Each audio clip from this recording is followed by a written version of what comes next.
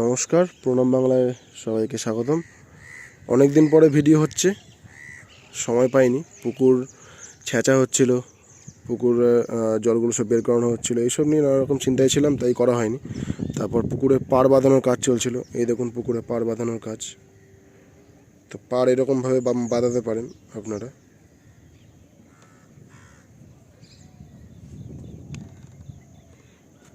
পাড় এরকমভাবে বাঁধালে এই পাড় মোটামুটি 3 বছর তো আরামসে যাবে, 3টে সিজন আপনার চলে যাবে। এটা 2 একরের পুকুর, আপনারা অনেকেই জানেন। পুকুরের জল এখন পুরোপুরি শুকিয়ে নেওয়া হয়েছে। এইটা বৃষ্টি হয়েছিল বলে তাই জল রয়েছে হালকা।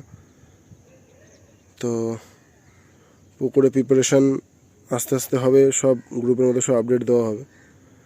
সবাই একটু সাবস্ক্রাইব করে বেল আইকন করে রাখবেন, তাহলে সবার আগে আপডেট আপনার কাছেই যাবে।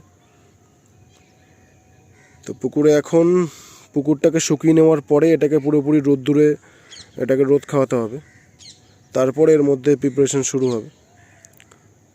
তো স্টেপ বাই স্টেপ সব ভিডিও আসতে থাকবে।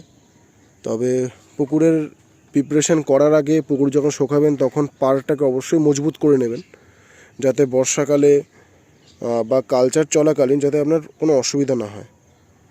কারণ পাড়টা মেন। এই যে আমি একটা মাচাও তৈরি করেছি, এখানে দাঁড়িয়ে আমি খাবার দিই, যেহেতু আমি প্যালেট ফিড খাওয়াই, ফ্লোটিং ফিড। এটা একটা মাচা যেখানে আমি দাঁড়িয়ে আমি খাবার দিই মাছকে। তো এই হলো পুকুরের কন্ডিশন। অনেকদিন পরে ভিডিও এসছে, এরপরে ভিডিও আসতে থাকবে, সবাই যুক্ত থাকবেন। দেখুন ভালো করে পাড়টাকে কি সুন্দর করে বাঁধা হয়েছে, মাটি 1 ফোঁটাও ধসে নামবে না এই পাড় থেকে।